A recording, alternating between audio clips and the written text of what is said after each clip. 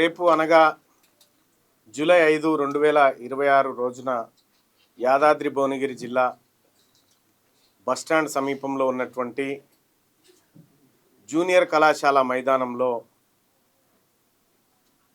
తెలంగాణ రాష్ట్ర వ్యాప్తంగా వస్తున్నటువంటి బీసీ ప్రజలందరూ కూడా అక్కడ సమావేశం ఏర్పాటవుతోంది. ఆ సమావేశాన్ని తెలంగాణ రాజ్యాధికార పార్టీ నిర్వహిస్తూ ఉంది. ఈ సమావేశం ఒక చారిత్రాత్మకమైనటువంటి సమావేశం. సరిగ్గా అదే మైదానంలో ఏదైతే చనిపోయి అమరుడైనటువంటి గద్దరన్న మొట్టమొదటిసారిగా అమ్మా తెలంగాణ మా ఆకలి కేకల గానం అనేటువంటి పాట మొట్టమొదటిసారిగా అక్కడే పాడిండు. అలాగే తెలంగాణ జనసభ లాంటి సభలను బెల్లి లలితక్క ప్రారంభించినటువంటి స్థలం అది. అనేక మంది ఉద్యమకారులకు వేదికైంది ఆ కళాశాల మైదానం. సేమ్ అక్కడే ఆ చారిత్రాత్మకమైనటువంటి ప్లేస్లోనే అత్యంత చారిత్రాత్మకమైనటువంటి సభను నిర్వహించబోతా ఉన్నాం. ఇది జయశంకర్ సార్ తెలంగాణ ఉద్యమంలో ఒక మాట చెప్పేవాడు. తెలంగాణ ఉద్యమం ముగిసిన తర్వాత మళ్ళీ ఒక ఉద్యమం పుట్టాలి అనేటువంటి మాట చెప్పినాడు. ఆ ఉద్యమమే ఈ ఉద్యమం. ఈ ఉద్యమంలో చాలా క్లారిటీగా తెలంగాణ రాజ్యాధికార పార్టీ చెప్తా ఉంది. ఎవరెంతో వారికంత అనేటువంటి మాట చెప్తా ఉంది. మా ఆత్మగౌరవ గీతంలో కూడా అదే మాట చెప్పినాం. ఎవరి సొమ్ము ఎవరు తినగొడగు, ఎవరెంతున్నారో వాళ్లకు అంత వాటా దక్కాల్సిందే. అన్ని విషయాల్లో అది ఆర్థికం కానీ, లేదంటే సంపద పంపిణీ కానీ, అధికారం కానీ, ఉద్యోగం కానీ అన్నిట్లలో సమాన వాటా దొరకాలనేటువంటిది జయశంకర్ సార్ కలలుగన్న తెలంగాణది. ఆ తెలంగాణను సాకారం చేయడం బీసీలుగా మా ముందున్నటువంటి అంశం. అందుకోసమే ఆ కీలకమైనటువంటి సమావేశాన్ని ఏర్పాటు చేయడం జరిగింది. ఇవాళ దొడ్డి కొమరయ్య గారి వర్ధంతి. యాక్చువల్గా జూలై 4 తారీఖు రోజే మేము ఈ సభను అంటే ఇవాళే పెట్టాలనుకున్నాం. కానీ ట్రాన్స్పోర్టేషను ఇతర అంశాలను పరిశీలించిన తర్వాత ఆదివారం రోజు అయితే బెటర్ అనేటువంటి ఉద్దేశంతో జూలై 5 తారీఖు దాన్ని నిర్వహించడం జరుగుతూ ఉంది. అయితే ఈ సమావేశం తర్వాత తెలంగాణ రాష్ట్ర వ్యాప్తంగా ఒక భారీ పాదయాత్రకు తెలంగాణ రాజ్యాధికార పార్టీ ప్లాన్ చేస్తూ ఉంది. ఆ డేట్ను కూడా అతి త్వరలోనే మీ అందరికీ అనౌన్స్ చేయడం జరుగుతూ ఉంటుంది. మరీ ముఖ్యంగా నేను డిజిటల్ మీడియాని ఒక విషయాని కోసం మీ అందరినీ ఆ సభకు రావాల్సిందిగా ఆహ్వానిస్తూ ఉన్నా. ఎందుకు ఆహ్వానిస్తున్నా అంటే ఈ చారిత్రాత్మకమైనటువంటి అంశం, అందులో జరిగేటువంటి పరిశోధనతో కూడినటువంటి చర్చ, అది అందరికీ రావాల్సినటువంటి సబ్జెక్టు. ఎందుకంటే చాలామంది ప్రొఫెసర్లు కొన్ని నెలల పాటు దానిపైన రీసెర్చ్ చేసి బయటికి తీసుకొస్తున్నటువంటి సందర్భంలో దాన్ని నేనే ప్రజెంట్ చేయబోతా ఉన్నా. సో దానికి సంబంధించినటువంటి సబ్జెక్ట్ అనేది కూడా ఈనాటి యువతరంగా ఉన్నటువంటి డిజిటల్ మీడియా తెలుసుకోవడం చాలా ఇంపార్టెంట్. ఎందుకంటే రీసెర్చ్ పేపర్లు ఈ జర్నలిస్టులకు చాలా ఉపయోగపడతాయి. ఆ రీసెర్చ్ పేపర్లన్నింటినీ కూడా అక్కడ బయట పెట్టబోతా ఉన్నాం. చాలా భయంకరమైనటువంటి లెక్కలు మీ ముందుకు రాబోతూ ఉన్నాయి. కాబట్టి వీటన్నిటికీ మీరు సాక్ష్యంగా నిలవాలని మీ అందరికీ నేను ఒక లింక్ పంపించి ఆ లింక్ ద్వారా ప్లే చేయమనొచ్చు. కానీ మీరు ప్రత్యక్షంగా ఆ క్లాస్ వినాలని. జరగబోతుంది సభ కాదు, సభలో ఒక బ్రహ్మాండమైన క్లాస్ జరగబోతూ ఉంది. ఇదివరకు దాకా ఏ సభలో కూడా అట్లాంటి విధానంలో జరగలేదు. అది జరగబోతూ ఉంది. దానికి ప్రత్యక్ష సాక్షులుగా మీరుంటే రేపు పొద్దున ఈ తెలంగాణ సమాజానికి ఒక దిక్సూచి లాంటి వాళ్ళు, ఒక న్యాయ నిర్ణేతలుగా మీరు ఉండేటువంటి అవకాశం ఉంటుంది. కాబట్టి డిజిటల్ మిత్రులందరినీ కూడా ఆ కార్యక్రమానికి ఆహ్వానిస్తాం. ఈ సభా వేదిక ద్వారా మీరు రాజీనామా చేయబోతున్నారు వార్తలు వస్తున్నాయి. అంటే పాదయాత్ర చేసేది ఒకవేళ చేయాలనుకున్నట్లయితే రాజీనామా చేసి పాదయాత్ర చేయాలనుకున్న విమర్శలు కూడా బయట వినబడతాయి. అంటే వాళ్ళ విమర్శల కోసం, వాళ్ళ పొగడతల కోసం నేను పదవిలో లేను. నేను మీ అందరికీ తెలుసు, ఎమ్మెల్సీ అయిన తర్వాత శాసన మండలిలో నేను లేవనెత్తినటువంటి ప్రశ్నలకు, నేను మాట్లాడుతున్నటువంటి విధానానికి మీ అందరూ మీ ఛానళ్ళలో వస్తూనే ఉంటుంది. నేను ఏం మాట్లాడుతున్నా, ఏ ప్రజల కోసం మాట్లాడుతూ ఉన్నా, ఒకవేళ అర్జెంటుగా తీర్మానం వలన ఈ సభ నుంచి వెళ్ళిపోవాలని వాళ్ళు కోరుకుంటారు. కానీ మేము పోవడానికి సిద్ధంగా లేము. అటు శాసన మండలి, ఇటు శాసనసభ, ఈ రెండింటిని కైవసం చేసుకుంటాం 2028 కల్లా. కానీ ఒక మాట, నిజంగా తెలంగాణ రాష్ట్రంలో అధికారంలో ఉన్నటువంటి అధికార పక్షంలో ఉండి అధికార పార్టీ చేస్తున్నటువంటి తప్పులను ఎత్తి చూపుతూ కులగణన లెక్కల దగ్గర నుంచి ఆధారాలతో సహా బయటపెట్టినటువంటి నేపథ్యంలో సహజంగానే వాళ్ళు జీర్ణించుకోలేక సస్పెండ్ చేసినారు. తీన్మార్ మల్లన్న ఇంప్లిమెంట్ చేయమని కోరిండు, కానీ వాళ్ళు సస్పెండ్ చేసినారు. దానికి నాకేం బాధ లేదు. సో ఇవాళ మంచికో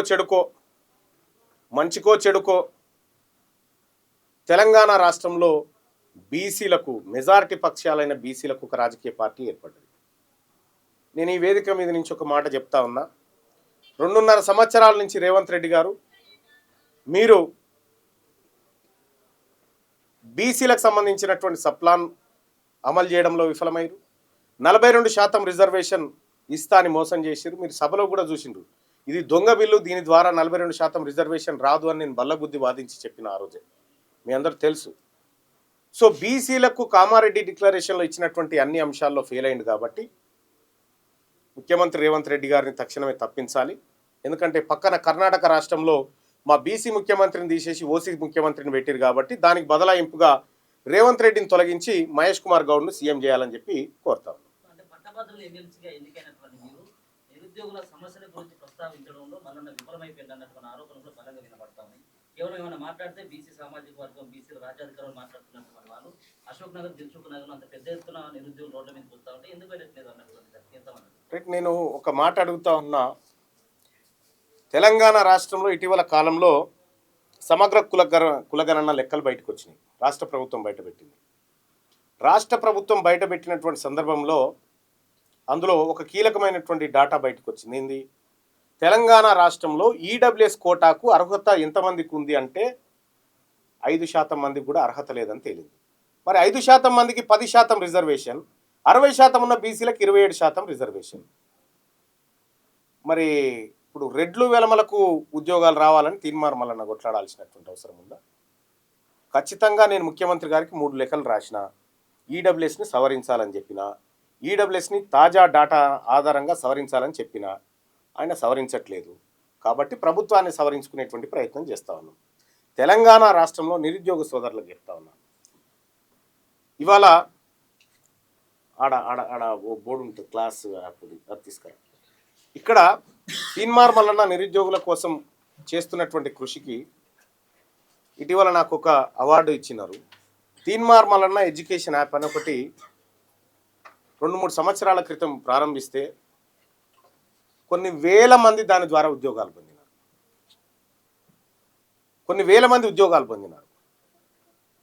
ఇవాళ ప్రభుత్వ ఉద్యోగాలకు సంబంధించి నిరుద్యోగులు చాలా కాలం నుంచి వెయిట్ చేస్తున్న మాట వాస్తవం. మేము పోరాటం చేసి రెడ్లను వెలమలకు ఉద్యోగాలు కల్పించేటువంటి పోరాటంలో అయితే తీన్మార్ మల్లన్న ఎట్టి పరిస్థితిలో ఉండడు. ఇది సవరించిన తర్వాత నోటిఫికేషన్లు వేయాలి, మా బిడ్డలకు 42% రిజర్వేషన్ ఇచ్చి నోటిఫికేషన్ వేయాలనేటువంటి ఉద్దేశంతో ఇదిగో ఇటీవల కాలంలో ఈ యాప్ ద్వారా చదువుకుంటున్నటువంటి పిల్లలు, తీన్మార్ మల్లన్న ఎడ్యుకేషన్ అనే యాప్ ఉంటుంది. ఒకే ఒక్క రూపాయికి గ్రూప్ 1, గ్రూప్ 2, గ్రూప్ 3 అన్ని కోర్సులను ఫ్రీగా అందించాలనేటువంటి ఉద్దేశంతో చేస్తున్నటువంటి ఒక ప్రయత్నం. సో ఎడ్యుకేషన్ విషయంలో కానీ నిరుద్యోగుల విషయంలో కానీ నాకు ఎలాంటి డౌట్ లేదు. నేను ఖచ్చితంగా నిరుద్యోగుల పక్షాన, మెజారిటీ నిరుద్యోగులుగా ఉన్నటువంటి బీసీల పక్షాన, ఎస్సీ ఎస్టీ మైనారిటీల పక్షాన ఖచ్చితంగా మాట్లాడతా. దొంగతనంగా ఉద్యోగాలు కొట్టుకపోతున్నటువంటి అప్పర్ క్యాస్ట్ వర్గం ఏదైతే ఉందో దాన్ని కట్ చేసేదాకా వదిలిపెట్ట. తమిళనాడులో ఈడబ్ల్యూఎస్ కోటా ఇంప్లిమెంటేషనే లేదాడ, ఇక్కడ కూడా ఇంప్లిమెంట్ చేయడానికి వీల్లేదు. భారత రాజ్యాంగంలోని ఆర్టికల్ 103 అమెండ్మెంట్ ప్రకారం ఈడబ్ల్యూఎస్ అనేది భారత పార్లమెంట్ రూపొందించిన అమలు రాష్ట్రాల పరిధిలోది కాబట్టి రేపొద్దున బీసీ ప్రభుత్వం ఏర్పడ్డ తర్వాత ఈడబ్ల్యూఎస్ కంప్లీట్గా రద్దు చేస్తాం. ఇప్పుడున్నటువంటి నిరుద్యోగులు నిజంగా నష్టపోయారని భావిస్తే ఏజ్ రిలాక్సేషన్ ఇచ్చైనా సరే మళ్ళీ వాళ్ళని ముందుకు తీసుకొస్తాం తప్ప ఎట్టి పరిస్థితుల్లో మా ఉద్యోగస్తులకు అన్యాయం జరగని. ఇప్పుడు బీఆర్ఎస్ అండ్ కాంగ్రెస్ పార్టీకి సంబంధించిన నేతల మధ్య మాటల వారు నడుస్తూ ఉన్నది. సో మీరు ఒక ఎమ్మెల్సీగా ఎట్లా చూస్తారు దాన్ని? ఇప్పుడు నేనేమంటున్నా, మీరు అప్పు గింత చేసినారు, 4.5 లక్షల కోట్ల అప్పు చేసినారు అని చెప్పేమో బీఆర్ఎస్ వాళ్ళు చెప్తా ఉన్నారు.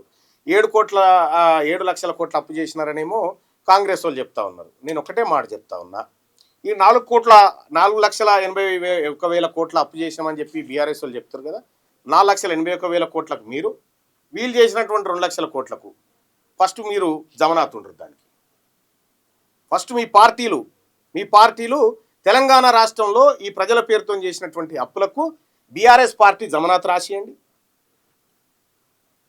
ఇటు కాంగ్రెస్ పార్టీ జమనాత్ రాసేయండి, అప్పుడు మాట్లాడతాం. మీరు పేద ప్రజల పేరు చెప్పి దొంగతనంగా ఈ 2 పార్టీలు ప్రజా సంపదను లూటీ చేసినాయి. ఎవరి పేరు చెప్పి తెచ్చిరు అవి? ఇక్కడ ఉన్న వాళ్ళందరూ తలకాయలు తాకట్టు పెట్టి తెచ్చారు. కేసీఆర్ కొడుకు తాకట్టు పెట్టిరా ఏమన్నా? కేసీఆర్ ఆస్తులా లేకపోతే రేవంత్ రెడ్డి ఆస్తులు తాకట్టు పెట్టిరా? పెట్టలేదు కదా. కాబట్టి మీరు అప్పు చేసిరని మీరు అంటారు కాబట్టి మీరే వాటికి జమనాత్ ఉండండి. ఒకవేళ ప్రజలు కట్టడంలో విఫలమైతే మా పార్టీలు కడితే అని ఒప్పుకోండి, చూద్దాం, మేము మాట్లాడతాం. కాబట్టి ఇది ఒక దొంగ నాటకం అంతే. ఇది కాలం గడుపుకోవడానికి, ప్రజా సమస్యలను పక్కదారి పట్టించి పబ్బం గడుపుకోవడానికి ఈ 2 పార్టీలు ఆడుతున్నటువంటి డ్రామా. మీ సభ ఎన్ని గంటలు స్టార్ట్ అవుతుంది? అసలు ప్రభుత్వానికి మీరు ఎలాంటి సూచనలు ఇవ్వబోతున్నారు? సూచనలు కాదు, భూకంపమే చేస్తాం. సూచనలు ఏం లేవు. మేము సూచనలు ఇచ్చే స్థాయి అయిపోయింది. ఎందుకంటే వాళ్ళు ఇంప్లిమెంట్ చేయాల్సినటువంటి అంశాలను పక్కదారి పట్టించారు కాబట్టి మేము ఏం చేయబోతున్నామో రేపు సభలో చెప్తాం ఖచ్చితంగా. సభ 2 గంటలకు ప్రారంభమవుతుంది.